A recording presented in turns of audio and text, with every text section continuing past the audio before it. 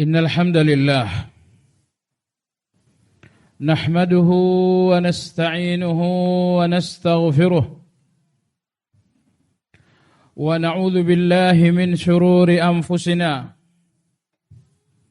ومن سيئات أعمالنا من يهد الله فلا مضل له ومن يضلل فلا هادي له وأشهد أن لا إله إلا الله وحده لا شريك له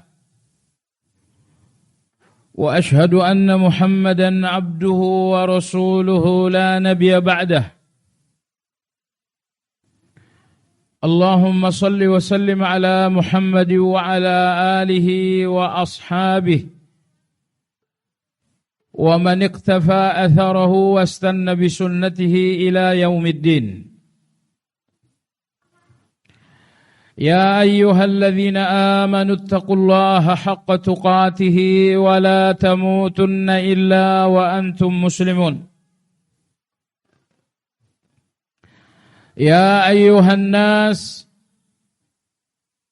اتقوا ربكم الذي خلقكم من نفس واحدة وخلق منها زوجها وبث منهما رجالا كثيرا ونساء واتقوا الله الذي تساءلون به والأرحام إن الله كان عليكم رقيبا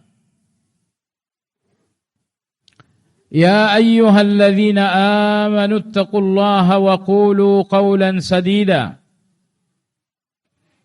يصلح لكم أعمالكم ويغفر لكم ذنوبكم ومن يطع الله ورسوله فقد فاز فوزا عظيما أما بعد فإن أصدق الحديث كتاب الله وخير الهدي هدي محمد صلى الله عليه وسلم وشر الأمور محدثاتها فإن كل محدثة بدعة وكل بدعة ضلالة وكل ضلالة في النار. Kaum muslimin jamaah salat Jum'ah rahimakumullah. Totalitas agama ini adalah akhlak. Ada akhlak antara hamba kepada Allah. Ada akhlak hamba dengan sesama hamba. Maka siapa yang mengungguli Anda dalam akhlak, berarti dia telah mengungguli Anda dalam agama. Agama memberikan perhatian yang besar terhadap akhlak. Maka di antara sanjungan Allah terhadap Nabi sallallahu alaihi wasallam adalah sanjungan atas akhlak. Wa innaka la'ala khuluqin azim. Sungguh engkau di atas akhlak yang sangat agung wahai Muhammad. Nabi kita sallallahu alaihi wasallam bersabda, wa ana dhaminun bi baitin fi a'lal jannah liman hasuna khuluquhu. Dan aku menjamin sebuah istana di surga yang paling tinggi bagi orang-orang yang agung akhlaknya. Beliau juga bersabda, innal mu'mina la yudriku bihusni khuluqihi darajatas saimil qaim. Seorang mukmin dengan akhlak mampu mengalahkan orang lain yang gigih dalam salat malam dan menjalankan puasa-puasa sunnah. Betapa luar biasanya salat malam, betapa luar biasanya puasa-puasa sunnah. Tapi kata Nabi sallallahu alaihi wasallam, dengan akhlak salat malam dan puasa-puasa sunnah akan kalah. Beliau sallallahu alaihi wasallam bersabda, "Akmalul mu'minina imanan ahsanuhum akhlaqa." Seorang yang paling sempurna dalam keimanan adalah seorang yang paling sempurna di dalam akhlak. Maka akhlak-akhlak buruk yang Anda lihat sesungguhnya cermin dari keimanan yang rusak. Beliau sallallahu alaihi wasallam juga bersabda, "Khairun nas anfa'uhum linnas." Manusia paling baik adalah manusia yang paling bermanfaat. Dan Anda tidak akan menjadi manfaat bagi orang lain kecuali dengan akhlak. Apabila Anda memiliki harta dengan akhlak, maka harta ini akan manfaat bagi orang lain. Apabila Anda memiliki jabatan dengan akhlak, jabatan Anda akan manfaat untuk orang lain. Jadi berapa besar Anda menjadi manfaat, tergantung seberapa besar Anda memiliki akhlak.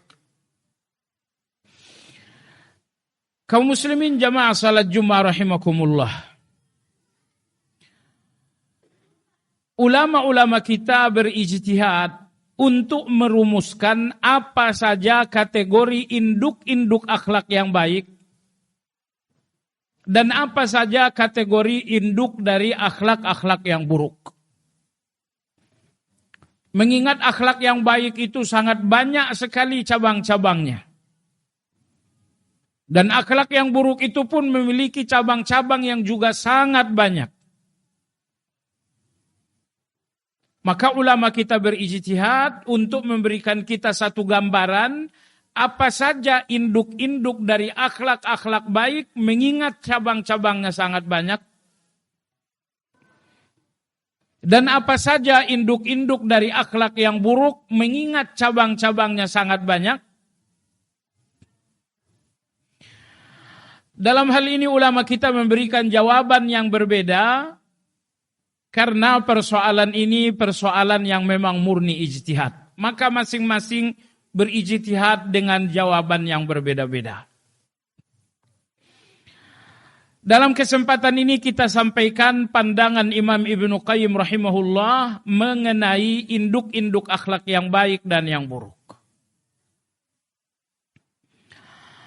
Di dalam kitab Madarijus Salikin, Imam Ibnu Qayyim rahimahullahu ta'ala mengatakan bahwa induk-induk akhlak yang baik ada 4.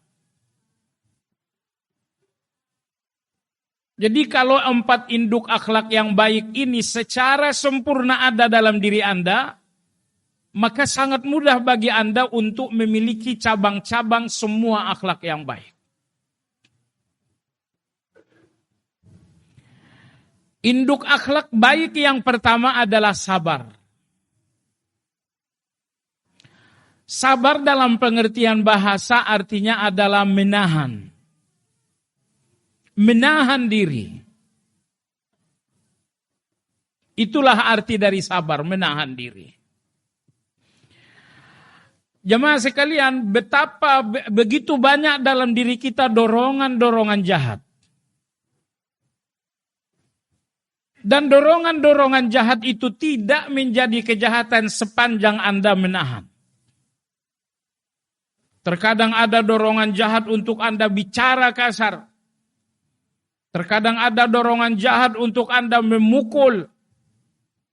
Terkadang ada dorongan jahat untuk Anda melampiaskan syahwat. Terkadang ada dorongan jahat untuk Anda tidak usah salat. Semua manusia dalam dirinya ada dorongan-dorongan kejahatan. Fa'alhamaha fujuraha wa taqwaha. Maka Allah berikan dalam nafsu manusia, dalam jiwa manusia fujuraha. Keburukan wa taqwaha dan ketakwaan.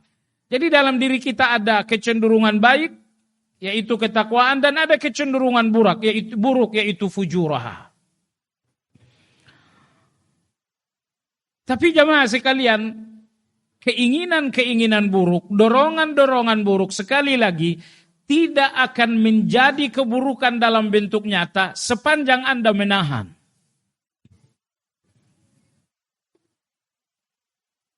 Maka menahan keinginan buruk, menahan dorongan-dorongan buruk Ini dinamakan dengan sabar. Kadang-kadang ada dorongan buruk, gak usah berbuat baik. Datang sabar untuk menahan dorongan itu, maka Anda melakukan kebaikan.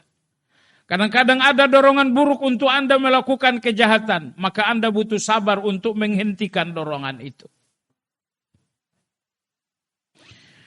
Semua orang mulia yang Anda lihat dan Anda baca, pasti dalam diri mereka ada dorongan buruk. Namun mereka mengendalikan dorongan buruk itu dengan sabar. Karena sabar artinya adalah menahan, mengendalikan diri.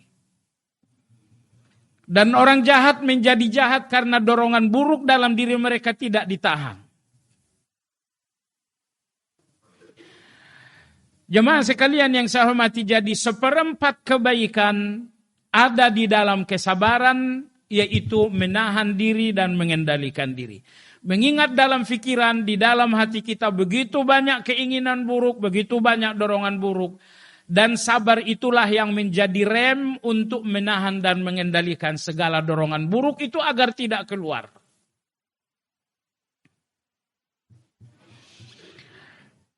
Induk kebaikan yang kedua jemaah sekalian adalah al-iffah.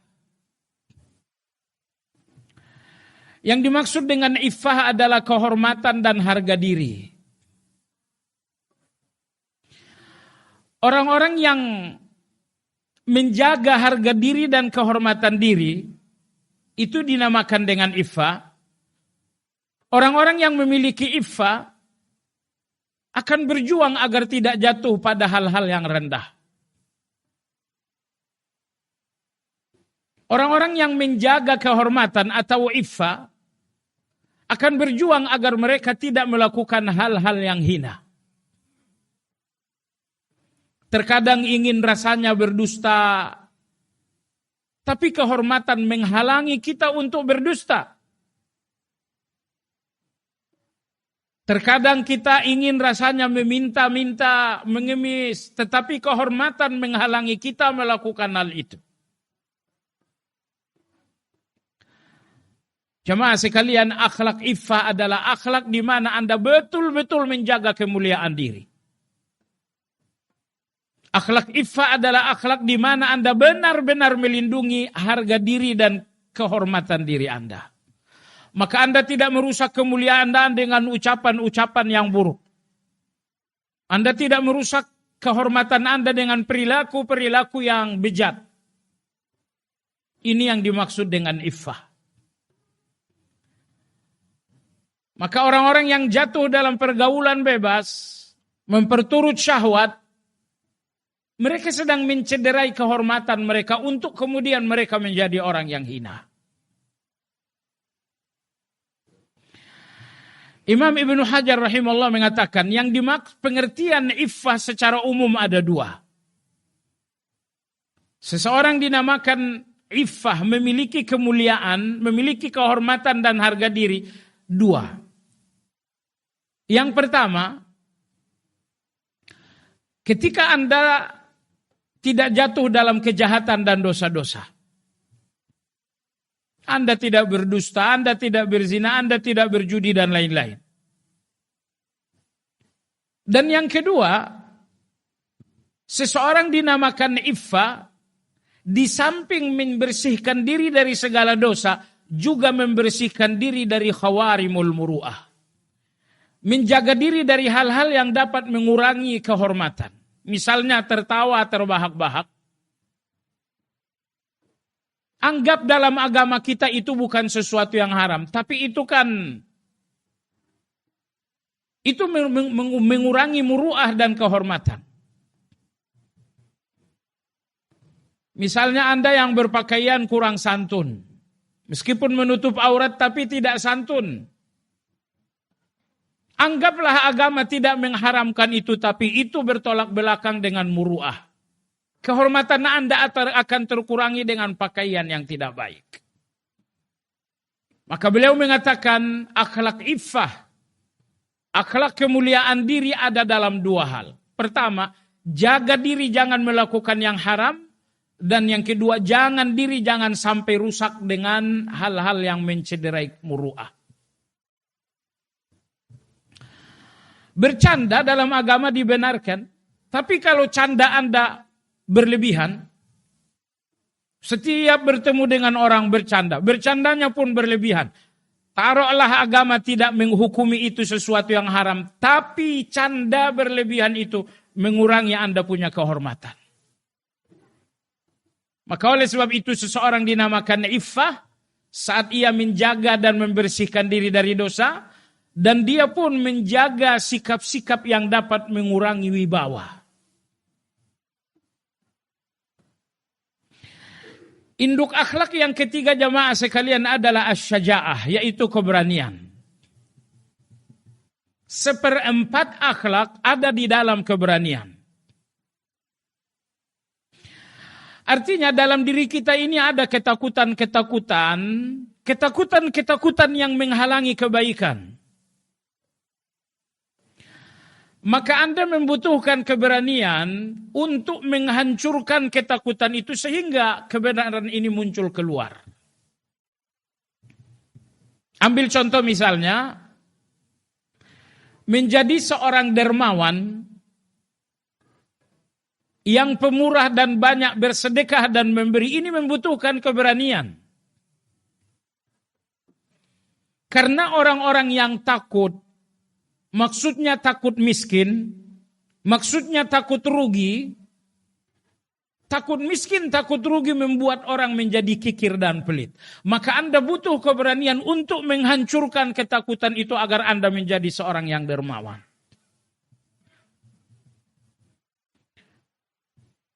Memerintahkan kebaikan dan mencegah kemungkaran, amar ma'ruf nahi mungkar, itu adalah akhlak. Tapi kalau Anda seorang yang penakut, akhlak amar ma'ruf nahi mungkar ini tidak akan berjalan. Memberikan nasihat kepada orang yang salah adalah sebuah akhlak. Tapi kalau Anda seorang yang penakut, akhlak bernasihat ini akan hilang. Jadi cobalah Anda fahami bahwa dalam diri kita ada banyak kebenaran-kebenaran namun sering tertahan oleh rasa takut. Anggaplah dalam diri Anda ada 100 kebenaran, tapi kebenaran ini akan muncul keluar dengan keberanian. Adapun Anda seorang yang pengecut, maka 100 kebenaran tadi akan terpendam dan tidak akan muncul keluar. Anda nggak berani menyampaikan kebenaran karena rasa takut. Maka hilanglah kebenaran itu di dalam ketakutan kita. Di zaman Nabi SAW, para sahabat dididik oleh Nabi untuk memiliki keberanian. Maka kebenaran di zaman mereka menonjol, bersinar seterang-terangnya. Tapi di zaman ini, tidak banyak lagi orang yang berani di atas kebenaran, maka kebenaran ini pun redup di dalam ketakutan kita.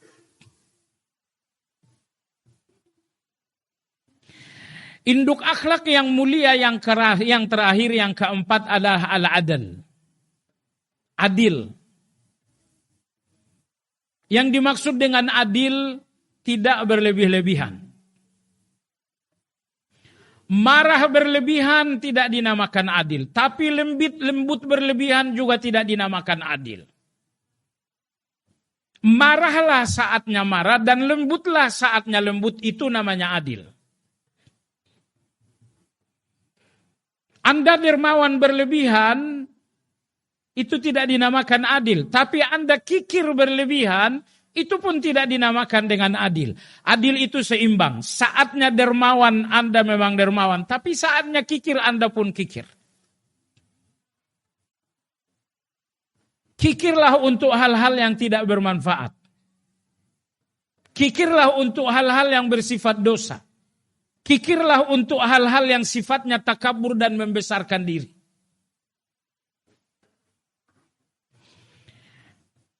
Jemaah sekalian yang saya hormati, ramah Anda adalah kebaikan, tapi jangan berlebihan. Karena ada orang-orang tertentu yang membutuhkan ketegasan. Jadi tegas terus-menerus nggak bagus, itu bukan adil. Ramah terus-menerus juga tidak bagus. Maka semua sifat, semua akhlak, semua sifat-sifat dan karakter Anda dinamakan akhlak kalau semuanya seimbang. Senyum Anda adalah akhlak, itu pun kalau seimbang. Karena ada saatnya Anda nggak boleh senyum. Maka Imam Ibnu Qayyim rahimahullah mengatakan, induk akhlak yang keempat adalah adil, yang artinya seimbang dalam segala sikap dan sifat. Marah Anda kebaikan, tapi adil, seimbang. Lembut Anda adalah kebaikan, tetapi jangan berlebihan. Nabi kita SAW orang yang sangat lembut, tapi pada saatnya marah beliau juga marah. Abu Bakar radhiyallahu anhu sahabat yang paling lembut, tapi berhadapan dengan orang murtad beliaulah orang yang paling tegas. Maka dalam hadis saya Nabi SAW bersabda, hati yang paling baik kata Nabi SAW adalah araqquha wa aslabuha. Hati yang paling baik adalah hati yang paling keras dan paling lembut. Paling keras dalam saat dibutuhkan keras, tapi paling lembut saat dibutuhkan lembut. Inilah hakikat dari adil. Tempatkan kebaikan Anda pada tempat yang seharusnya. Marah Anda dalam kondisi lembut itu bukan akhlak. Tapi lembut Anda dalam kondisi harus marah itu tidak dinamakan akhlak. Jadi akhlak itu seimbangkan. Tempatkan marah Anda dalam situasi marah, tempatkan lembut Anda dalam situasi lembut. Tempatkan dermawan Anda pada situasi dermawan, tapi tempatkan kikir Anda pada situasi kikir. Seimbang situasional ini yang dimaksud dengan adil. Barakallahu li wa lakum fil Qur'anil azim wa nafa'ani wa iyyakum bima fihi minal ayati waz zikril hakim wa taqabbala minni wa minkum tilawatahu innahu huwas samiul alim.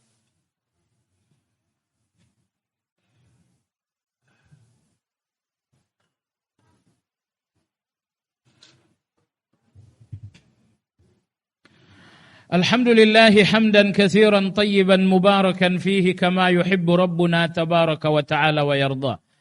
وأشهد أن لا إله إلا الله وحده لا شريك له وأشهد أن محمدا عبده ورسوله لا نبي بعده اللهم صل وسلم على محمد وعلى آله وصحبه أجمعين يا أيها الذين آمنوا اتقوا الله ولتنظر نفس ما قدمت لغد واتقوا الله إن الله خبير بما تعملون. Adapun 4 induk akhlak-akhlak buruk, yang pertama adalah al-jahal, bodoh. Tentu bukan bodoh duniawi, tapi bodoh tentang agama. Orang yang bodoh, mereka akan melihat kebaikan sebagai kejahatan. Dan justru mereka melihat kejahatan sebagai kebaikan. Orang-orang yang bodoh sering melihat yang halal itu haram dan melihat yang haram itu halal. Orang-orang yang bodoh selalu melihat kebenaran itu adalah kesalahan dan kesalahan itu adalah kebenaran. Maka induk akhlak buruk yang pertama adalah kebodohan tentang kebenaran. Induk akhlak buruk yang kedua adalah zalim. Yang dimaksud zalim, menempatkan segala-galanya tidak pada porsi dan tempatnya. Itu zalim namanya. Maka menempatkan lembut Anda dalam situasi harus keras, itu zalim. Menempatkan keras Anda dalam situasi harus lembut, itu namanya zalim. Kemudian induk akhlak yang buruk yang ketiga adalah syahwat. Keinginan-keinginan buruk. Syahwat ini yang membuat seseorang ambisi dengan jabatan. Syahwat ini yang membuat seseorang serakah dengan harta benda. Syahwat itu yang membuat seseorang tidak mengenal halal dan haram, baik dan buruk. Adapun induk akhlak buruk yang terakhir adalah al-ghadab, yaitu emosi. Emosi itu yang membuat kita dendam. Emosi itu yang membuat kita memiliki musuh. Emosi itu yang membuat kita enggak memiliki jiwa pemaaf. Baiklah jemaah sekalian, jadi itulah 4 induk akhlak-akhlak baik dan 4 induk akhlak-akhlak buruk. Semoga khutbah ini bermanfaat untuk kita semuanya. Allahumma salli wa sallim ala Muhammad wa ala ali Muhammad. Kama sallaita ala Ibrahim wa ala ali Ibrahim innaka Hamidum Majid.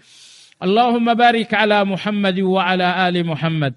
Kama barakta ala Ibrahim wa ala ali Ibrahim innaka Hamidum Majid. Allahumma ighfir lil muslimina wal muslimat wal mu'minina wal mu'minat al ahya'i minhum wal amwat innaka rabbana sami'un qaribun mujibud da'wat. Allahumma izzal islam wal muslimin wa dammir a'da'aka a'da'ad din wa akhdhulil kafarata wal mubtadi'ata wal liberaliyata wal musyrikin.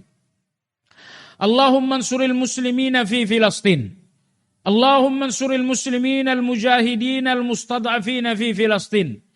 اللهم انصر المسلمين المجاهدين المستضعفين المظلومين في فلسطين إنك ربنا أرحم الراحمين. اللهم أهلك اليهود الظالمين. اللهم دمر ديارهم واجعل بأسهم فيما بينهم.